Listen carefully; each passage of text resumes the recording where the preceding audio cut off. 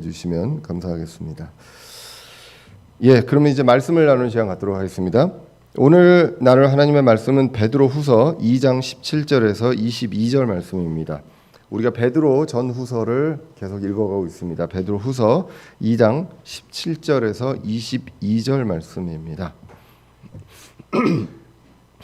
베드로후서 2장 17절에서 22절 말씀, 우리 찾으셨으면 다 같이 자리에서 일어나셔서 교독하도록 하겠습니다.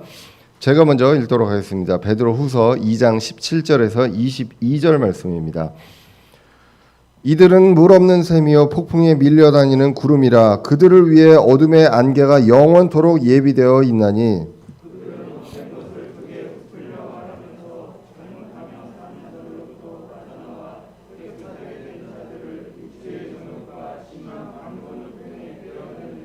그들이 저들에게 자유를 약속하나 자신들은 부패의 종이 되었으니 사람이 누구에게 정복되면 바로 그 사람에게 속박되느니라.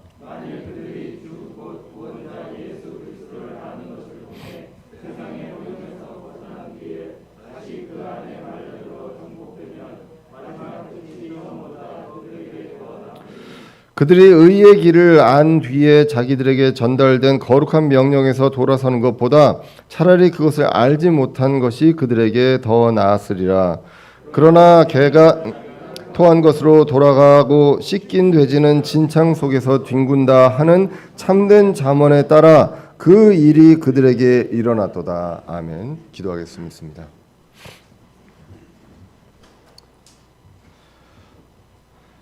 예, 오늘은 베드로후서 2장 17절에서 22절 말씀을 통해서 과정과 열매를 통한 분별이라는 제목으로 말씀을 살펴보고자 합니다. 우리가 이제 베드로후서 이제 중반부를 넘어가고 있습니다. 베드로가 죽음이 머지 않은 상황에서 두 번째 편지를 쓰고 있습니다. 하나님께서 영감을 주셔서 그대로 단어 하나를 하나님께서 숨을 불어넣어 주신 그 베드로 후서가 기록되고 있는 모습을 이제 우리가 보고 있습니다. 그래서 죽음을 앞둔 상황에서도 신실하게 그 신자가 말씀을 기억하기를 원하면서 그거에 힘쓰기 위해서 말씀을 기록하고 있습니다. 그래서 1장은 그리스도를 아는 것이 중요하다, 그리고 기억하는 것이 중요하다라는 말씀으로 이루어져 있다면 2장은 거짓 교사를 아는 것이 중요하다라고 기록이 되어 있습니다. 특별히 계속 이제 2장에 대해서 거짓 교사에 대해서 이야기하는데, 거짓 교사에 대해서 굉장히 성경에서 구체적으로 나와 있는 성경이 두 개를 꼽는다면 베드로후서 2장과 유다서입니다. 그래서 베드로후서 2장과 유다서를 거의 이제 같이 놓고 보면 유다서가 조금 더 이제 보완되는 이제 구절도 있습니다. 특별히 이제 2장에서 이제 발람의 길 나와 있던 것이 이제 유다서에서는 발람의 잘못으로 이제 나오면서 똑같이 이제 거짓 대언자, 거짓 교사를 이야기하면서 발람을 이야기하고 있는 것을 이제 볼 수가 있습니다. 자, 그래서 그리스도를 아는 것이 중요하고 또 거짓 교사를 제대로 아는 것이 중요하다라는 것이 베드로서 1장과 2장에 나와 있는 말씀으로 볼 수가 있습니다. 모두 잘 알아야 흔들리지 않을 수 있다라는 것입니다. 그래서 신자인 우리는요, 구원받은 이후에도 평생 그리스도를 아는 것에 힘써야 된다라는 것이 1장에 나와 있습니다. 그래서 그리스도를 아는 것에 힘쓰면 은혜와 평강이 배로 넘쳐난다라는 것, 그것이 이제 나와 있고요. 그 안 것을 기억하도록 힘써야 한다라는 것입니다. 그리고 아는 것과 기억하는 것의 근거가 무엇이냐? 나의 체험, 유명한 사람의 말이 아니라 바로 성경 기록이다라는 것입니다. 이 성경 기록은 대언자들이 사사로이 해석한 것이 아니고요, 하나님의 거룩한 사람들을 성령님께서 그들을 움직여서 기록한 완전한 말씀이다라는 것을 이야기를 하고 있습니다. 그렇기 때문에 이 근거되는 것, 이 교과서 텍스트를 흔들려고 하는 존재가 바로 거짓 교사가 있습니다. 구약에서 거짓 대언자가 많았던 것처럼 거짓 교사들이 많다라고 이제 베드로서 2장이 기록을 하고 있습니다. 그들은 이단 교리를 들여오는 자들입니다. 그 이단 교리가 무엇이냐? 이단 교리가 나쁜 짓을 하라는 것이 이단 교리가 아니라요, 말씀에 근거가 없는 내용들, 그 내용들을 주장하며 이것을 이것이 진리다라고 속이는 것, 그것이 모두 다 이단 교리라는 것입니다. 그래서 이 거짓 교사들은 우리 베드로서 2장을 보면 구원받은 후에 배교한 것이 아니라 원래 거짓 교사, 거짓 대언자들입니다.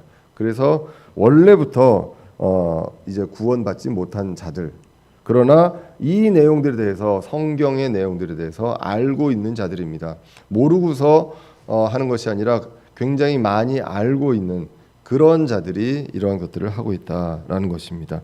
성경 오늘 이제 베드로 후서를 보시면 크게 이제 베드로전서 1장 1절에서는 신자들이 나옵니다. 이 신자들을 어떻게 기록하느냐? 이 대상, 이 편지를 읽어야 하는 대상들인데, 하나님 곧 우리의 구원자 예수 그리스도의 의를 통해 여기서 우리는 베드로와 그 어떤 사도들이죠. 우리와 더불어 동일하게 보배로운 믿음을 얻은 자들이다라고 기록되어 있는 이 신자들이 있습니다.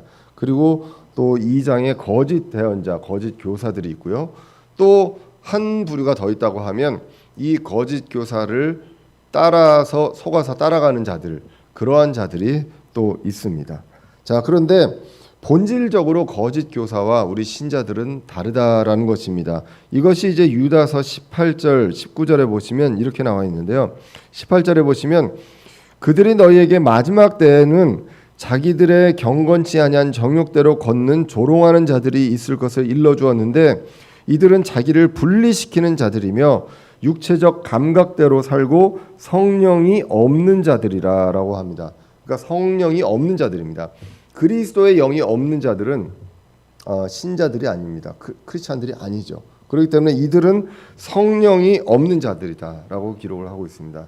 원래부터 성령이 없었던 자들이다. 근데 이들의 특징이 뭐냐면 자기를 분리시킵니다. 그래서 이제 개역 성경에 보면 당 짓는 일을 한다라는 내용으로 나옵니다. 그러니까 분리해서 나만 옳다 이렇게 이제 이야기를 하면서 또 무엇이 나오냐면 육체적 감각대로 산다고 합니다. 그래서 내가 느끼는 대로, 내가 경험한 대로, 이런 대로 살아가는 것. 그래서 육신이 원하는 대로 가는 그러한 것들이 자유라고 하면서 이야기를 합니다. 우리 그 성경에서 예수 그리스도도 자유를 이야기합니다. 진리 안에서 진리가 자유케 한다라고 이야기하는데 이 자유의 의미를 왜곡해서 그냥 마음대로 사는 것이 자유다라는 그런 식으로 이야기를 한다는 것입니다. 굉장히 거짓 교사에 대해서 2장 전체를 통틀어서 이야기를 하는데 사실 이제 베드로 전후서, 특히나 베드로 후서는 이제 마지막 때에 어떠한 내용들을 다루냐면 재림에 대한 내용들을 다룹니다. 이 재림에 대해서 왜곡하는 자들이 있습니다. 특별히 이 거짓 교사들이 재림이 없다라고 이야기를 한다는 것입니다. 우리는 재림을 기다려야 하는 존재인데 재림에 대해서 그렇게 하는 거짓 교사가 있다고 합니다. 그런데 거짓 교사들은 꼭 재림만 그런 것이 아니라 우리가 성경 전체에서 보시면 갈라디아서에서는 율법을 가지고 얽매입니다. 그리고 데살로니가 전후서에서 보시면 재림을 믿으나 재림이 가까웠기 때문에 나는 아무 일도 하지 않아도 된다라고 또 성경을 왜곡하기도 합니다. 모든 방식에서 성경을 왜곡하는 자들, 그러한 자들은 성경을 알기 때문에 왜곡하는 거거든요. 그렇기 때문에 그만큼에 대해서 내용을 알면서 그러나 성령이 없는 자들이다라고 성경이 기록을 합니다. 그들에 대해 심판 계획에 대해서 3절에서 10절까지 이제 이야기를 하고 있는 것들을 이제 우리가 봤습니다. 자, 그래서 이 심판에 대한 내용들을 얘기하면서 타락한 천사를 이야기를 했습니다. 그래서 가둬두고 예비된 심판이 기다리고 있다라고 이야기했습니다. 그래서 이처럼 이들도 예비된 심판이 있다. 거짓 교사에 대해서 앞으로 그러한 심판들이 있을 것이다. 지금이 아니라 앞으로 그런 것들이 있을 것이다 라고 이야기를 합니다. 그러면서 그 많은 사람들이 속아 넘어가고 그렇게 하더라도 신자들은 하나님께서 분명하게 건지신다라는 것입니다. 그래서 그러한 것들의 예표로 노아의 시대 노아의 가족들을 건지셨고 소돔과 고모라에서 롯의 가족을 건지셨던 그러한 예를 기록합니다. 그래서 소수이지만 이러한 것들 그 그리스도를 바라보고 또 그리스도 안에서 자녀가 된 그런 신자들을 건지시는 내용들이 나오게 됩니다. 그런데 거짓 교사들은 의도가 있습니다. 분명히 있는 그 의도가 10절에서 17절에 나와 있었습니다. 그래서 소위 이제 발람이라고 얘기하는 신자들이 발람의 길로 가고 발람의 잘못을 저지르게 하는 것입니다. 발람의 길로 간다는 건 무엇입니까? 진리의 길이 아니라 내 욕심과 자신의 고집을 가지고 가는 그러한 길, 그것을 발람의 길이라고 하고 그 길로 가는 것을 발람의 잘못이라고 하는데 그 잘못을 저지르게끔 유도하는 것, 그것이 이제 거짓 교사의 의도입니다.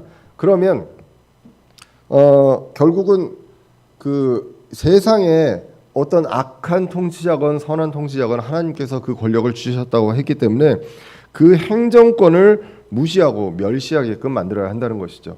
그래서 무질서를 유도합니다. 그리고 죄에 대해서 정당화하게 만든다는 것이죠.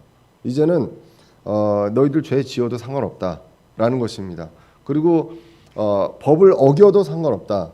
이런 식으로 이제 정당화해서 육체라든가 육체가 따라가게 하는 것, 그리고 탐욕과 부패 이런 것들에 대해서 하나님의 뜻대로 하는 그 근심, 이러한 것들을 없게 만들고 악독한 길로 가게 유도하는 그러한 것들이 이제 마귀의, 그리고 마귀의 사주를 받은 거짓 교사의 의도라는 것입니다. 그런데 그 뒤에 무엇이 있다고 얘기했습니까? 탐욕과 부패가 있다고 이야기를 합니다. 늘 선한 것을 얘기하고 굉장히 좋은 것을 이야기하는 것 같지만 그 뒤에는 육적인 탐욕과 그리고 물질적인 탐욕이 있습니다. 돈을 추구하고 성적으로도 타락하는 그러한 일들이 그 뒤에 있는 것을 우리는 보게 됩니다. 자, 그러면 그렇게 하기 위해서 하는 계략이 뭐냐? 바로 발람의 교리라는 것입니다. 요한계시록 2장에 나와 있었던 그 발람의 교리입니다. 이 발람의 교리는 무엇이냐? 말씀을 변개합니다. 1장에서 말씀이 기준이 되어야 되는데 어떤 유명한 사람과 훌륭한 사람의 어떤 말도 아니요, 성경 그대로의 말씀을 우리는 기준으로 삼고 그리스도를 알아야 하는데 그것을 이제 움직이게 하는 것, 발람의 교리인데 말씀을 변개하고 삭제하고 추가합니다. 그래서 성경의 교리를 변질시키고 없는 교리를 만들어서 속이는 역할을 한다는 것이죠. 그래서 우리가 지난주에도 봤지만 이스라엘 민족을 저주하라고 왕인 발락이 발람에게 요청을 하지만 본인이 저주를 못하니까 이스라엘 민족이 저주받게끔 유도를 하게 됩니다. 그러한 것들이 바로 발람의 교리다라는 것입니다.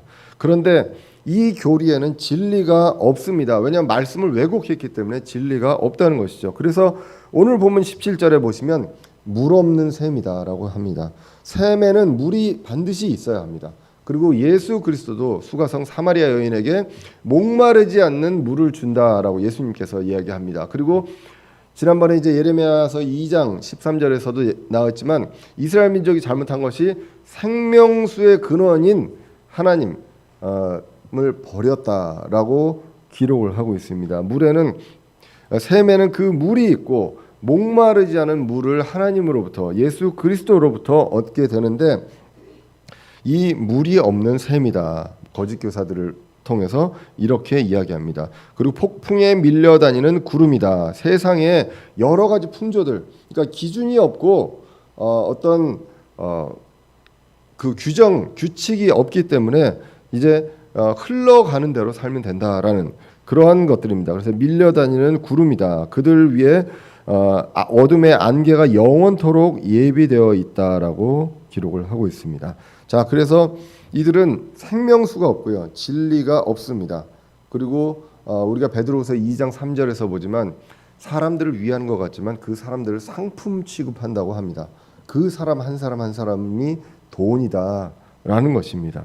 그렇기 때문에 그들을 기분 좋게 하고 헌금을 많이 하게 하고 또 여러 가지 일들로 해서 자신을 따르게 하는 그러한 속임수를 펼치는 것이 바로 거짓 교사다. 그들을 위해서 어둠의 안개가 영원토록 예비되어 있다라는 것입니다. 영원히 형벌이 준비되어 있다, 예비되어 있다라는 것, 그것을 알게 됩니다. 그러면 이제는 2장에서 베드로서 2장에서 거짓 교사에 대한 이런 여러 가지 것들에 대해서 알기 때문에 그들에 대해서도 이야기를 했고요. 그들이 어떠한 형벌을 받을 것인지 이야기했고 그들의 의도가 계략이 무엇인지도 성경을 통해서 봤습니다. 이제는 어떻게 분별해야 하는지, 그 어떤 존재가 거짓 교사인지. 나 거짓 교사요라고 이야기하면 우리가 바로 분별할 수 있겠지만 그렇지 않다고 이야기를 합니다. 소위 우리가 이제 신천지에 그 속은 사람들을 보면 처음에 한두 달 그 접근하는 사람들을 보고 이상히 여기면 사람들이 그 이제 포섭의 대상이 된 사람들이 의심을 좀 하게 됩니다. 그래서 옆에 있는 사람들한테 물어보면 그거 신천지 같은데라고 하면 그 얘기를 듣고 그 포섭하고 있는 사람한테 가서 신천지라고 물어보면 웃으면서 대부분 그럽니다. 우리가 그런 오해를 많이 받는다. 근데 우리는 아니다라는 이야기들을 많이 하거든요. 제가 그 신천지에 넘어갈 뻔한 사람들을 여러 번 이제 보면 대부분 그걸 한 번 정도는 물어보는데 그쪽에서 대부분 하는 얘기들이 그렇다라고 얘기를 절대 안 한다는 것이죠. 우리가 그럼 무엇으로 분별을 하느냐를 우리가 분명히 볼 필요가 있습니다. 그래서 오늘 성경은 과정과 열매를 통해서 볼 필요가 있다. 열매를 통해서는 나타납니다. 그런데 그 열매까지 그 과정 동에 있는 그 과정 동안에 있는 그 시간이 많이 흐르는데 그 과정 속에서도 우리가 알 수 있다라는 것입니다. 그 과정에는 무엇이 있느냐? 속임수가 있습니다. 속임수가 있는데 2장 18절에서 이렇게 나옵니다. 그들은 헛된 것을 크게 부풀려 말하면서 잘못하며 사는 자들로부터 빠져나와 깨끗하게 된 자들을 육체의 정욕과 심한 방종을 통해 꿰어내느니라라고 이야기를 하고 있습니다.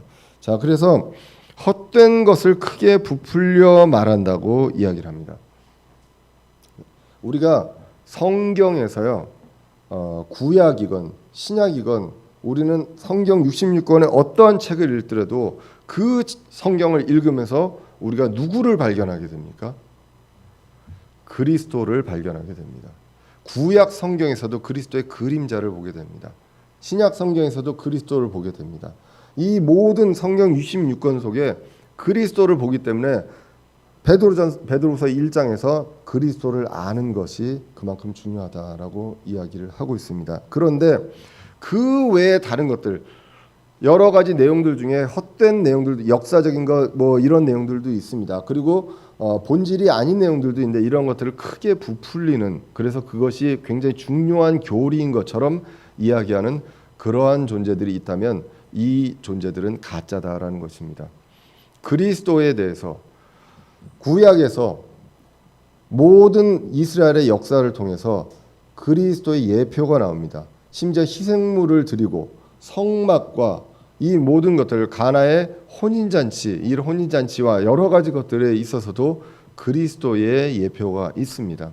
그런데 그러한 것들이 아닌 다른 내용들을 가지고서 이것이 굉장히 중요한 교리다라고 하는 것들이 대부분의 이제 이단에서 하는 내용이다라는 것입니다. 그리고 그리스도의 그 중요성, 하나님이신 그리스도를 깎아내리고 자신이 그 자리에 가는 그러한 식으로 가는 그러한 것들이 이제 이단 교리입니다. 우리가 성경을 봐도 그리스도는 하나님이신데 그리스도를 어떤 훌륭한 사람으로서 그리고 하나님의 신분을 온 사람으로서 내리는 그러한 존재들도 많이 있다는 것입니다. 그리고 본질에서 크게 그 차이가 없는 내용들을 가지고 뭔가 굉장히 크게 아는 것처럼 부풀려서 이야기하는 것. 그래서 헛된 것을 부풀려 말하면서 잘못하며 사는 자들로부터 빠져나와서 깨끗하게 된 자들이 있습니다. 이건 구원받은 신자들이죠. 그래서 잘못하며 사는 자들로부터 빠져나와 깨끗하게 된 자들이 있는데 이 구체적으로 얘기하자면 이제 성장이 필요한 그 어린 아이의 단계, 어린 자녀의 단계에 있는 요한일서에 나와 있는 그 자녀의 단계에 있는 그러한 사람들, 그 초신자로 볼 수가 있습니다. 그래서 이러한 자들을 육체의 정욕과 심한 방종을 통해 깨어냅니다. 여기서 이제 방종에 대한 내용이 나옵니다. 성경은 자유가 아니라 방종이 그 나쁘다고 이야기를 합니다. 그래서 육체의 정욕을 따라서 행하고요. 그리고 내가 어떤 욕심을 따라서 그리고 세상의 풍조에 따라서 가는 것들 이러한 것들이 자유한 것이 아니라 방종, 방탕이라고 이야기를 합니다. 유다서 12절에서도 보면 이들이 너희와 함께 잔치를 할 때 두려움도 없이 먹으니 두려워할 것이 있습니다. 하나님을 두려워하고 주를 두려워해야 되는데 두려움도 없이 먹으니 그들은 너희의 사랑의 잔치에 얼룩이라라고 얘기합니다. 우리가 있어야 되는 곳에 얼룩입니다. 흠입니다. 그들은 바람에 밀려다니는 물 없는 구름이요 열매가 시들고 열매가 없으며 두 번 죽어 뿌리째 뽑힌 나무요 자기 수치의 거품을 뿜어내는 바다의 성난 물결이요 떠돌아다니는 별들이니 그들을 위해 캄캄한 어둠이 영원토록 예비되어 있느니라라고 이야기합니다. 그래서 열매가 시들고 열매가 없는 자들입니다. 그런데 그들은 헛된 것을 부풀려서 이야기하고 또 헛된 칭찬도 하게 됩니다.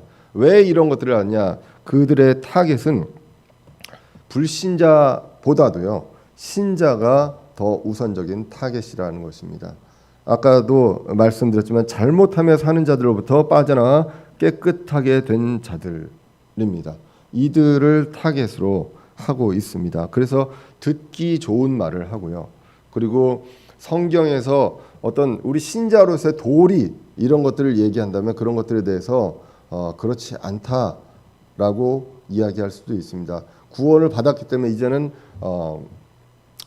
아무렇게나 살아도 된다, 법을 어겨도 된다라고 얘기할 수도 있다는 것입니다. 물론 우리가 받은 구원을 이룰 수 없습니다. 하지만 우리가 구원은 시작이요, 그 다음에 성장이 있고 그리스도의 장성한 분량에 이르는 것은 우리 신자의 도리입니다. 값없이 은혜로 준 하나님을 바라보고 하나님에 대한 감사의 마음으로 우리가 살아가는 도리입니다.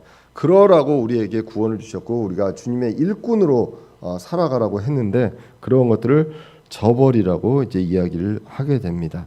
자, 그러한 것들 발람의 교리입니다. 이스라엘이 저주를 받도록 유도하는 것입니다. 결국 저주받고 이스라엘이 광야에서 패망했습니까? 그렇지 않거든요. 근데 일시적으로 저주를 받을 수도 징계를 받기도 했었습니다. 자, 그래서 성경에 근거 없는 부풀림, 탐욕, 방종을 유도합니다. 그리고 이제 19절에 보시면 거짓 약속까지 합니다. 근데 이 약속이 뭐냐? 자유라고 이야기합니다. 19절에 보시면 그들이 저들에게 자유를 약속하나 자신들은 부패의 종이 되었으니 사람이 누구에게 정복되면 바로 그 사람에게 속박되느니라 라고 나옵니다. 그래서 18절에 방종, 방탕이 나오고요. 19절에 자유가 나옵니다. 그래서 자유를 거짓으로 약속을 합니다.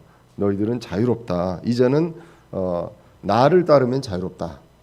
이렇게 이제 이야기를 합니다. 그런데 이 자유가 아니라 사실은 자신들은 부패의 종이 되었다라고 합니다. 사람이 누구에게 정복되면 바로 종이지 정복된 자가 자유할 수 없다는 것입니다. 거짓 교사에게 정복되면 자유할 수가 없습니다. 자신의 길로 가면 나를 따르면 자유롭다라고 하는데 그 안에 이제 자유가 없다는 것이죠. 그래서 다른 것들로 부풀립니다. 주일 성수를 해야 되고 11조를 꼭 해야 되고 그리고 어떠한 헌금들을 꼭 해야 되고 헌금을 해서 건물을 질 때 헌금을 해야 되고 그렇지 않으면 뭐 손해가 있고 주일 성수를 안 하면 사고가 나고 그 다음에 방언을 꼭 받아야 구원받은 자고 뭐 이러한 것들로 성경에서 그리스도를 이야기하기 위해서 여러 가지 도구나 이런 어떤 과정으로 사용됐던 그러한 것들이 본질인 걸로 그것이 교리고 그것이 구원에 관련된 것으로 속이는 그러한 식으로 합니다. 그러면서 나를 따르라라고 하면서 거기서 이제 거짓 자유를 이야기를 한다는 것입니다. 그래서 이 자유는요, 자유가 아니라 18절에 이렇게는 방종, 방탕한 삶이라는 것입니다.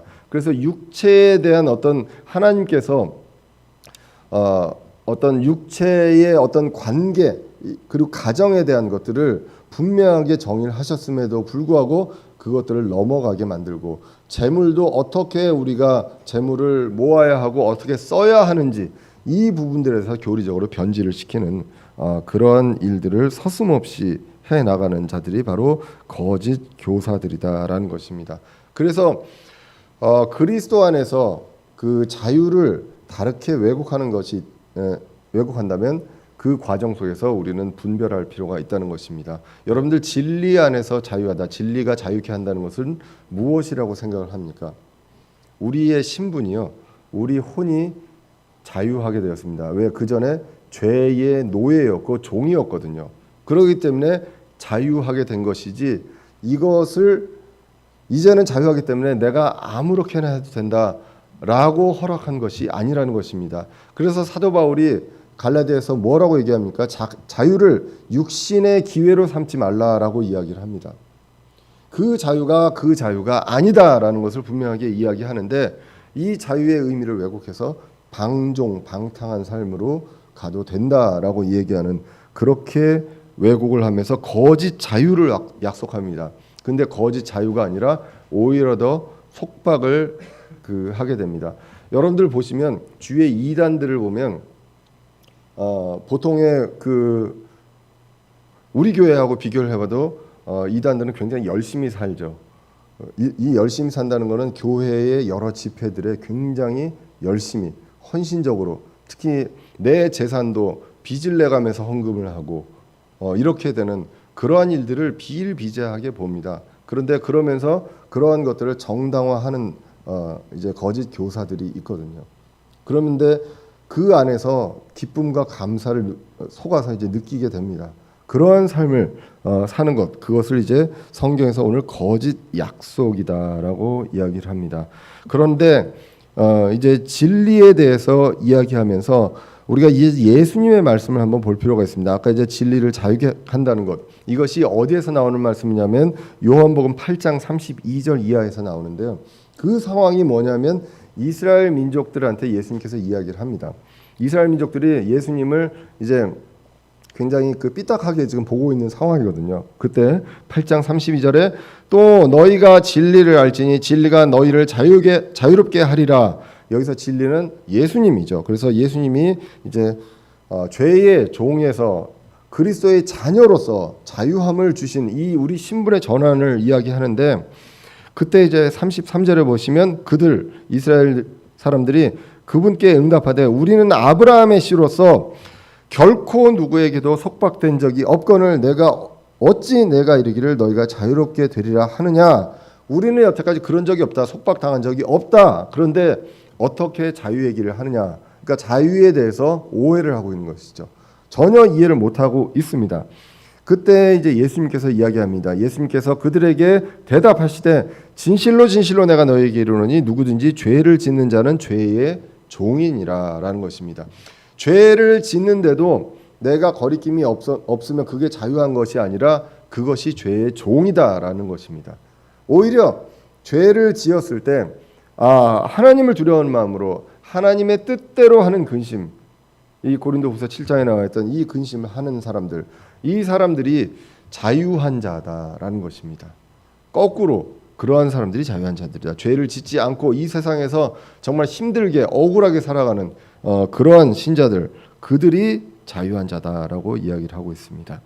자, 그래서 진리 안에서 자유가 없는 삶처럼 보이는 그러한 사람들이 자유한 자다라는 것, 그것을 이제 성경에서 이야기를 하고 있습니다. 자, 그래서 그 거짓 대언자들은, 거짓 교사들은 이 자유를 약속을 하나 그들이 속박된 자들, 그들 자체가 이미 종이다라고 이야기를 하면서 20절에 이제 그들이 또 나옵니다. 자, 그래서 우리가 17절부터 20절까지 보면 그들이라고 계속 나오는데, 우리가 이제 성경 전후 문맥을 봤을 때 이 그들은 거짓 교사들을 이야기한다고 이제 보게 됩니다. 특별히 이제 19절에 보면 그들과 저들이 나오는데, 그들은 거짓 교사들이고요.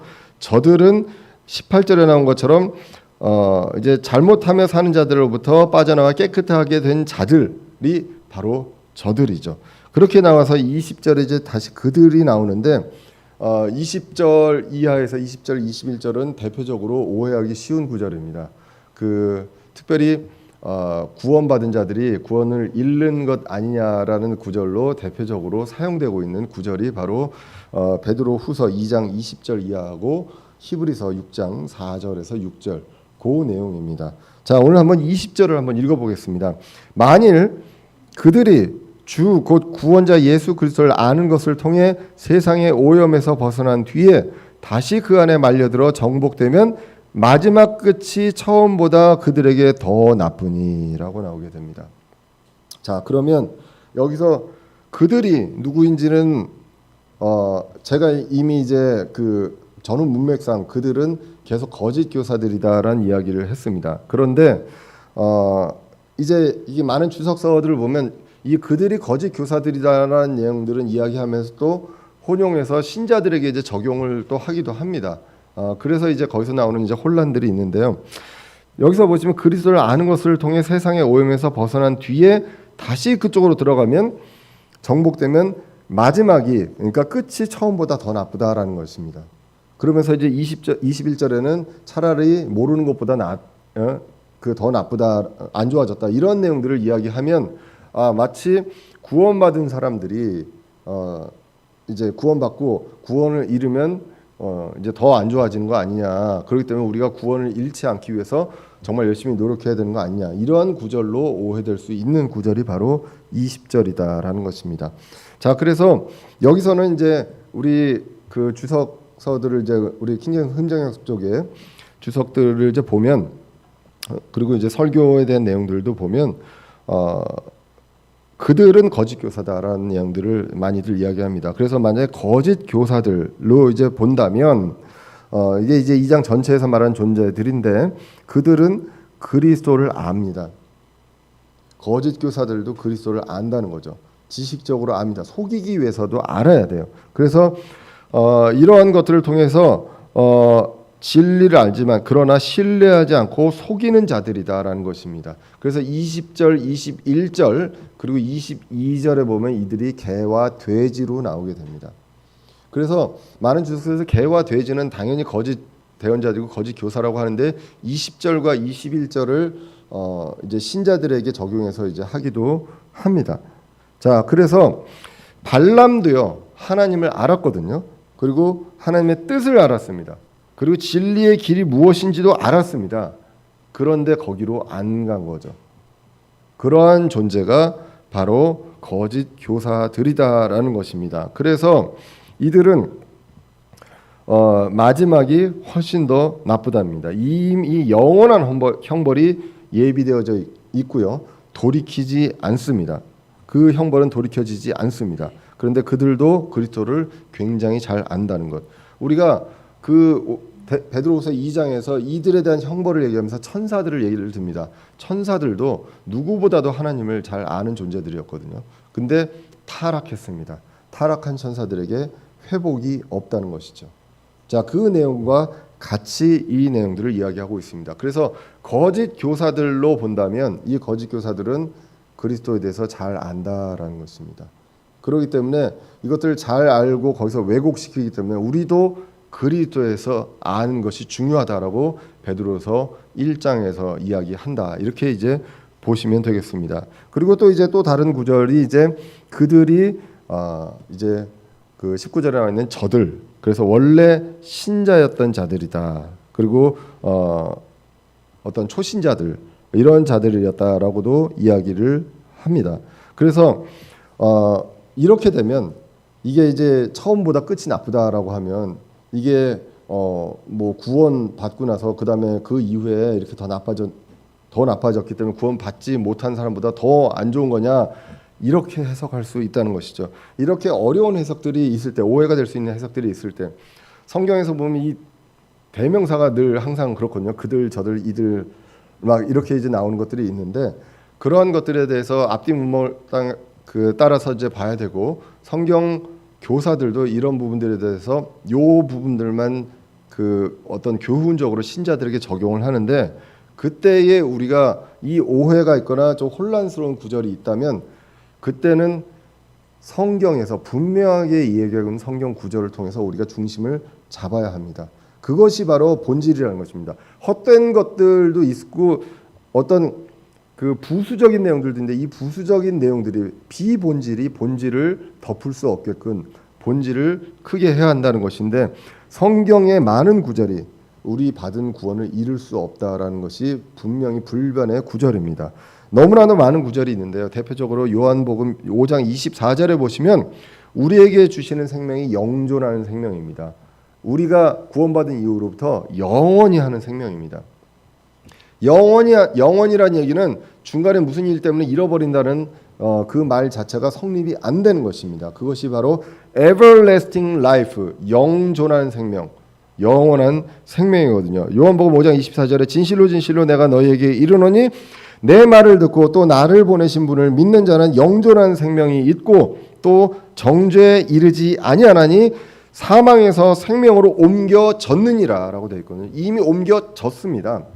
그런데 다시 그쪽으로 들어가느냐? 그렇지 않다라는 것이고 요한복음 10장 27절에 보시면 그리스도께서 빼앗기지 않는다. 어느 누구에게도. 그래서 요한복음 10장 27절을 보시면 내 양들은 내 음성을 들으며 나는 그들을 알고 그들은 나를 따르니라. 내가 그들에게 영원한 생명을 주노니 그들이 결코 멸망하지 않을 것이요 또 아무도 내 손에서 그들을 빼앗지 못하리라 라고 분명하게 이야기하고 있죠. 양이 누굽니까? 양이 저와 여러분들이잖아요. 성경에서 양 하면은 저와 여러분들입니다. 6월절 어린 양은 예수 그리스도시고요. 자, 그렇기 때문에 여기서 내 양, 목자가 있고 양이 있으면 양은 바로 신자들입니다. 그런데 결코 빼앗기지 않을 것이다. 결코 멸망하지 않을 것이다 라고 얘기합니다. 로마서 8장에서 뭐라고 얘기합니까? 천사들도 그 어떤 존재들도 하나님의 사랑에서 우리를 떼어놓을 수 없다라고 분명하게 이야기하고 있습니다. 이 불변의 성경적 진리가 있습니다. 거기에서 약간 그 난해한 구절이 있다면 그러한 구절들에 있어서 그보다 더 확실한 구절을 가지고 우리가 중심을 잡을 필요가 있다라는 것입니다. 마귀의 계략은 무엇입니까? 아까 요한복음 10장 27절 읽었죠. 10장 10절에서는 이렇게 기록합니다. 도둑이 오는 것은 다만 도둑질하고 죽이고 멸망시키려 함이거니와 내가 온 것은 양들이 생명을 얻게 하고 또 생명을 더욱 풍성히 얻게 하려 함이라 라고 기록을 하고 있습니다. 그렇기 때문에 이 도둑과 같은 존재로 오는 것이 마귀고 마귀의 사주를 받은 거짓 교사들이다라는 것입니다. 자, 그렇기 때문에 이렇게 이제 봤을 때 만약에 우리가 더욱더 양보해서 그들이 만약에 어떤 신자들이다라고 했을 때 우리 교회나 이런 건강한 교회에 있다가도 이단으로 빠져가는 사람들이 있습니다. 기성 교회에도 있거든요. 그런 사람들이 결국 보면 처음에 있었던 때보다 더욱더 끝이 안 좋다. 더 힘들어지고 그러니까 그 구원을 잃고 이런 것들 아니면 정말로 더 힘들어지고 더 어려워지고 더 고민도 많아지고 고난도 많아진다라는 것으로 그 보통 이제 이야기를 하고 있습니다. 주석서에서 구원에 대한 내용들보다는 이제 그런 식으로 우리에게 그 많은 그 설교자들이 특히나 이제 피터 러크만 목사님도 이제 그러한 식으로 이제 이야기를 하고 있습니다. 그래서 그렇게 이제 보시면 될 것 같습니다. 왜냐하면 거짓 교사가 이단 교리를 퍼뜨리는 자들이라고 나와 있거든요. 이단 교리를 몰래 들여온다고 오늘 베드로후서에서 이야기하지 않았습니까? 그렇기 때문에 이단 교리에 빠지면 처음보다 끝이 안 좋다라는 것입니다. 마지막에 내 모습이 어떻게 되어 있는가? 여러 가지 삶이 피폐해져 있고 경제적으로도 굉장히 안 좋아져 있는 그런 분들을 많이 봅니다. 우리 교회 예전에 이제 오셨다 떠나신 분들 중에도 보면 여러 가지 이제 교회에 헌금한다고 빚을 내서 이제 담보도 하고 막 이렇게 해가지고 완전히 재산을 거의 탕진해서 이제 오신 분들도 있었습니다. 그러한 것들, 그러니까 처음보다 끝이 나쁘다. 그래서 21절을 보시면 오늘 20절과 21절에 보면 그들이 의의 길을 안 뒤에 자기들에게 전달된 거룩한 명령에서 돌아서는 것보다 차라리 그것을 알지 못한 것이 그들에게 더 나았으리라라는 것입니다. 이것을 이제 거짓 교사로 볼 수도 있고 그 다음에 그러니까 신자들에 대한 교훈으로 이제 볼 수도 있습니다. 거룩한 명령, 의의 길이 무엇입니까? 의의 길이 바로 예수 그리스도를 아는 것입니다. 그리스도를 알고 거룩한 명령, 주님께서 하신 명령이 있습니다. 하나님을 사랑하고 이웃을 사랑하라고 했던 그러한 명령들, 이러한 것들이 있었는데 그러한 것들을 차라리 알지 못한 것이 나았으리라라고 이제 이야기를 하고 있습니다. 그런데 이제 성경 전체를 봤을 때 아까도 얘기했지만 17절부터 22절까지 그들은 다 대부분 이제 거짓 교사들로 나옵니다. 그렇기 때문에 이제 우리가 교훈적으로 뭐 그렇게 이제 해석을 할 수는 있을지 몰라도 원론적으로는 이들은 거짓 교사들이다라는 것입니다. 그래서 거짓 교사들도 이러한 체험이 있습니다. 그리고 그리스도를 안다는 것입니다. 그래서 이러한 처음보다 끝이 나쁘다는 내용들을 이야기하면서 관련 구절이 오늘 주석에서도 이제 관주에서도 우리 성경 관주에서도 마태복음 12장 44절에서 45절이 나오거든요. 그리고 누가복음 11장 24절에서 26절에도 같은 내용이 나오는데 어떤 내용이냐면 부정한 영에 들린 사람이 있었는데 그 영이 빠져나갔습니다. 그랬는데 이제 이 영들이 이제 보니까 더 사악한 7 영들이 이 사람의 그 안에 이제 비어져 있으니까 거기 또 들어가게 됩니다. 그렇기 때문에 처음보다 더 나쁘게 나중의 형편이 처음보다 더 나쁘게 되니라라고 나오는 것이 누가복음 11장 26절에 나오는데 이때도 이스라엘 민족들을 위해서 이제 이런 얘기들을 했습니다. 대상을 마태복음에서도 이제 그렇게 이야기를 했거든요. 그래서 이 구절들은 보면은 재림에 대한 문맥입니다. 그 이스라엘 민족들이 하나님을 압니다. 그리고 이 구약의 성경들을 압니다. 근데 예수 그리스도를 따라다니면서 듣기도 했습니다. 그런데 예수 그리스도를 십자가에 못 박는데 앞장서서 이제 하기도 했고요. 그리고 초대 교회가 있을 때도 그 교회를 박해하는 유대인들이 분명히 있었다는 것입니다. 이들은 차라리 하나님을 몰랐던 것만 못했다라는 그러한 차원에서 예수님께서 유대인들을 대상으로 이 말씀을 하셨던 것들을 이제 보게 됩니다. 그래서 만약에 이제 환난기 때는 이러한 일들 예수 그리스도를 알고 하나님을 안다고 할지라도 그 당시에는 지금은 아닙니다. 지금 무슨 코드를 받고 주사를 맞아서 무슨 표시가 나오고 이런 것들하고는 전혀 상관이 없고요.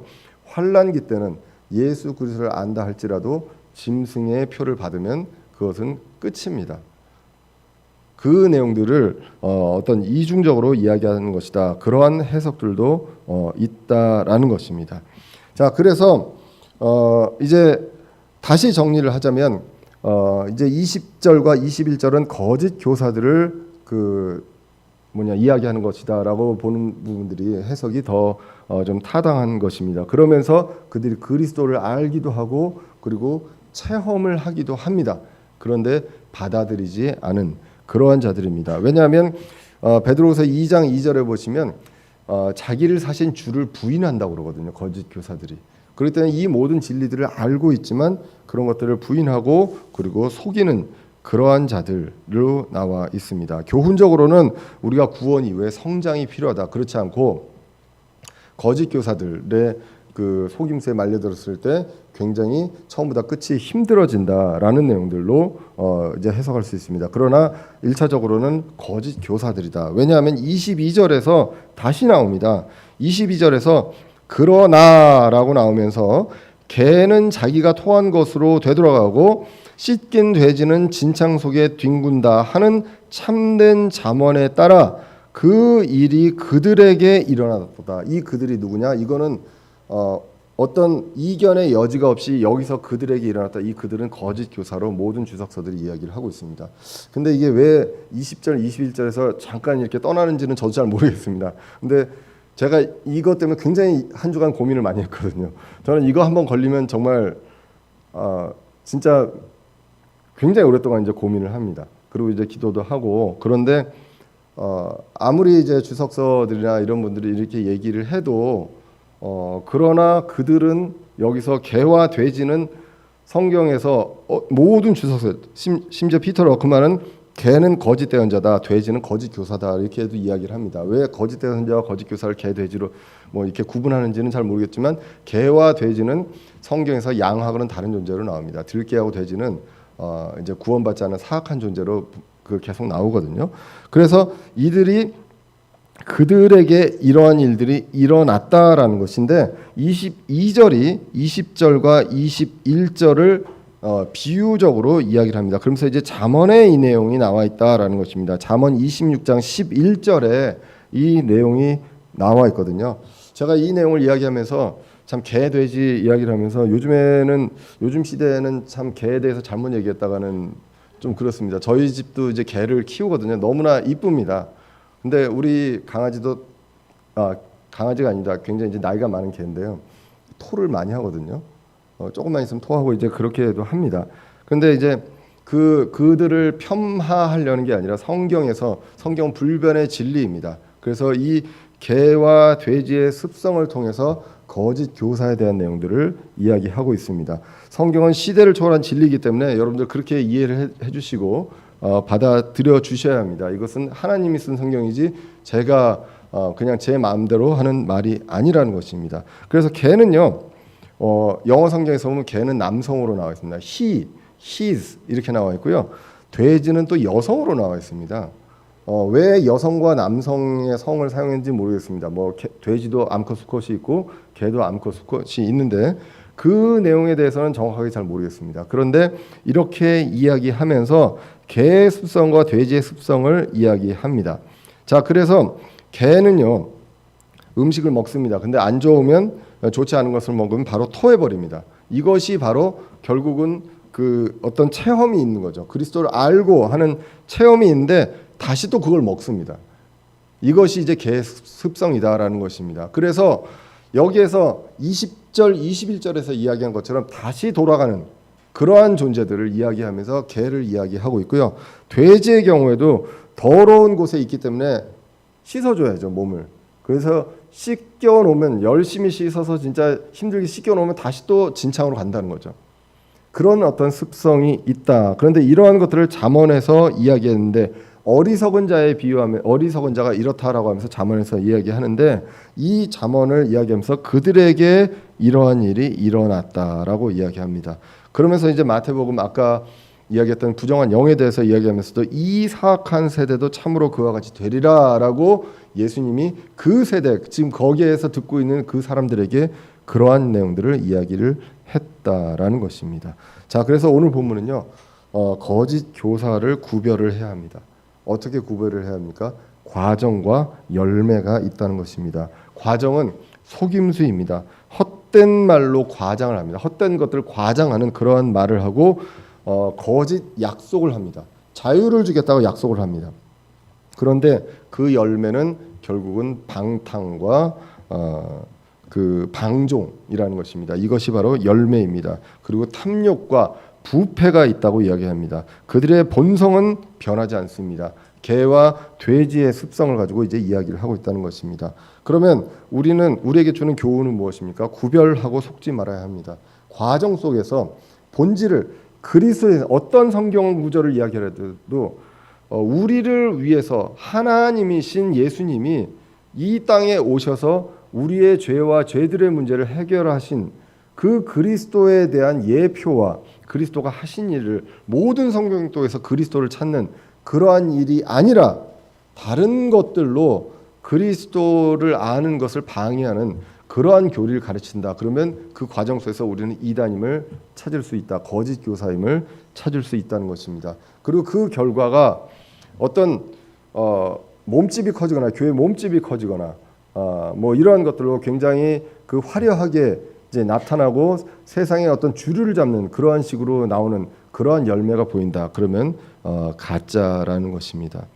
참으로 안타까운 것은요. 여기서 이제 거짓 교사를 얘기하면서 재림을 이야기를 하는데 이 재림에 대해서 정말 안타깝게도 기존의 교회보다 이단들이 재림에 대해서 더 많이 이야기를 한다는 것입니다. 그런데 이단들이 이 재림에 대해서 왜곡해서 이야기를 하고 있습니다. 그래서 재림에 대한 얘기를 하면 이상한 교회 아니야? 라는 식으로 오해를 받을 수 있을 만큼의 그런 상황까지 되었습니다. 우리는 그 거짓 교사들이 재림에 대해서 이야기하는 것과 달리 분명하게 그리스도와 관련해서 그리스도가 다시 오시는 그 재림에 대해서 분명하게 이야기를 해야 합니다. 거짓 재림을 이야기하면서는 반드시 열매가 돈, 탐욕이라는 것입니다. 이단 교리에 빠지지 않도록 말씀 위에 확고히 서야 하는 것입니다. 그것이 우리를 자유하게 하신 그 하나님의 뜻을 따라가는 것이라는 것입니다. 거룩은 분리입니다. 그러나 유다서 19장에서도 아까 봤지만 분리를 이야기합니다. 열매가 분열과 파당인지도 우리가 한번 볼 필요가 있습니다. 갈라치기 하는 그러한 것들이 열매인지 우리가 볼 필요가 있습니다.